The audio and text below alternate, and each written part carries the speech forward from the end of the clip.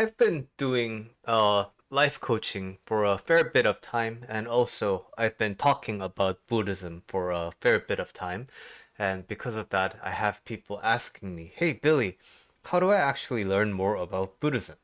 And the thing is, I learned Buddhism in Korean, and so all the resources that I have are in Korean. So for the English speaking audience, I don't really know what a good entryway into Buddhism is. Now, I could tell them to read, a bunch of books by the Dalai Lama or the Venerable Thich Nhat Hanh, but at the same time, it's kind of difficult because sometimes the teachings can be very conceptual. And with the attention span that we all have been used to in the modern times, I think, yes, it is important to tell you the Eightfold Path. It is important to tell you the three marks of existence. It is important to tell you karma. It is important to tell you the Four Noble Truths. But then I think an alternative way to learn more about Buddhism is to just learn more about the human being of Gautama Siddhartha, who is the Buddha. So today, uh, I want to start this series, and I want to talk to you about the importance of the Hindu culture in the foundation of Buddhism, because Buddhism is a reaction to the majority Hindu kind of a society. Why this is okay. So this is story time. Gautama Siddhartha was a prince of a kingdom that is now in the border of Nepal and India. And, he was a very cherished son of the king because the king and the queen had been married for 20 years, couldn't have a kid. And then suddenly all the stars aligned, and then they finally had a son, only child, right? And it was such a painstakingly long time without a child, and the king and queen have desperately wanted a child to carry on the kingdom, and they were just so happy to learn that hey, they finally had a king. But now Buddha, well, Gautama Siddhartha at the time, he was a prince, right? And princes are the second highest in the tier system of the caste system in India. At the top, you have the holy people. You have the people who serve the various gods, and they work at the altar, and then they are basically like the priests. And then second is the ruling class, the kings and princes and such. And then you have like the salespeople and the people with basically jobs. And then on the bottom, it's like people with like worse jobs, like cleaning, being servants and things like that. And then you have the people who are outcast, who don't fit into the established structure of people. Okay, so the predominant thought, I'm simplifying a lot of things, but the predominant thought around how we get these ratings, how we get these classifications is depending on the things that you did in the past, you get judged, and then you are serving your time by living this lifetime. So, if you did a lot of great things in the past, then you become born as the holy, like the highest caste. If you did a lot of things but you could improve, then you still get a pretty good life. Okay, so just like that. Buddha is a prince. Siddhartha is a prince. So his life theoretically should be all good, right? Because number one has all the riches of the kingdom. Number two has all the ladies of the kingdom. Number three has all the wonderful food of the kingdom. Number four has all the servants. Number five has all the teachers. So, young Prince Siddhartha's life was basically, there was nothing lacking. Whatever he wanted, the king and queen obliged. Because of this, he was living in what you might call a heaven, right? Because when we think about heaven, what is it a representation of? It's a place where everything that we want comes true, right? So Buddha was Prince Siddhartha was living in this kind of an environment. But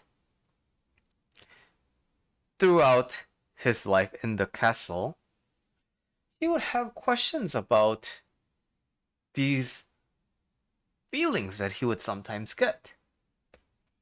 Feelings that don't make him feel that good. Things that feel like suffering. And maybe in a future video I can talk more about what inspired these kind of thoughts for the Buddha.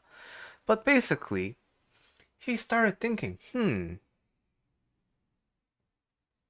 I'm supposed to, based on traditional beliefs, I'm supposed to have everything. But why do I suffer? It's so scary. And this ominous feeling that it's inside of me, it's getting a bigger and bigger presence. Oh, I'm frustrated, I'm afraid of death, of getting sick and growing old, all these things that I have slowly withering away. And he was in a lot of emotional and spiritual pain. So, one day, he looks outside the kingdom to find suffering everywhere. And in the midst of this chaos of, people dying, people injured, people grieving and everything, starving, he sees one person who is very confident and is very full of himself, is very self-assured. And the Buddha is thinking, well, not the Buddha at the time, Siddhartha is thinking, what is that man? Because that man dresses differently, carries himself differently. What is that man? So he asked his advisors, hey, what's with that guy? And they said, oh, that's a monk. So basically, he renounced everything. He was, born in a system, like the caste system, but he doesn't play by that rule. But why do we need this kind of a monk in the first place? I think that motivation is a little bit important. So, if I am of a higher class and then I criticize the system, then I'm going to be basically dogged on by my fellow high people, right? Because I'm trying to remove the benefits that I am getting from society. And so the people who are reaping the same benefits as me, they're not really going to be happy about this, right? On the other hand, if I'm of the lower class and I criticize the system, I'm gonna just, get punished. Because I'm gonna be seen as a revolutionary. I'm upsetting the system, right? I'm not being a good citizen.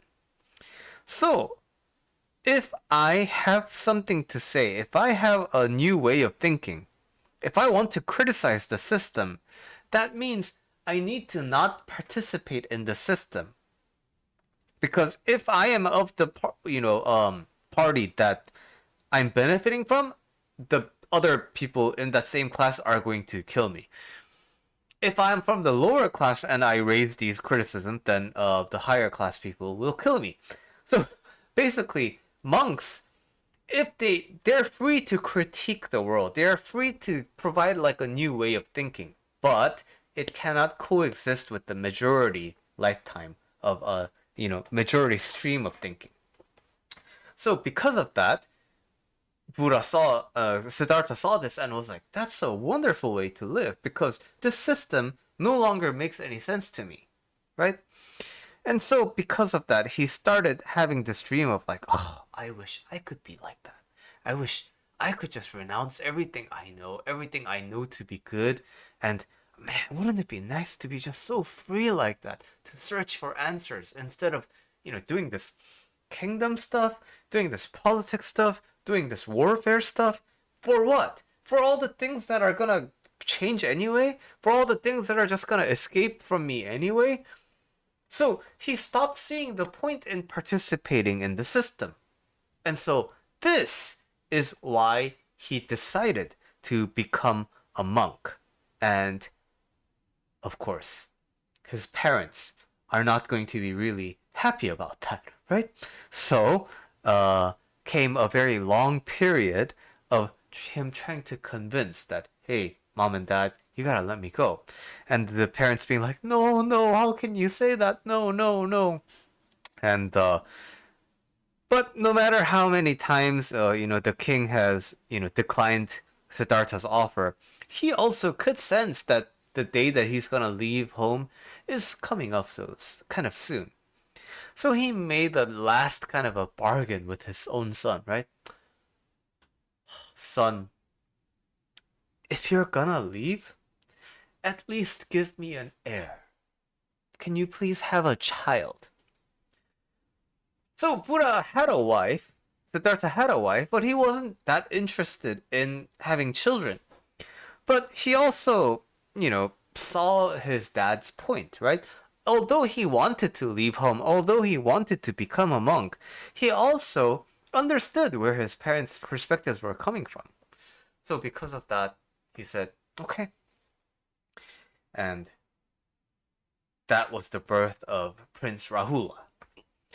And as Rahula was born, Siddhartha was ready to leave home. And I don't want to make these videos too long because I don't want to lose your attention. So next time, let's talk about what happened when he left home. I want to cover the basic gist of the Buddha's life until he reaches his awakening, and then what he did after awakening until he passes. And then we can explore some interesting anecdotes and stories that are written in the sutras.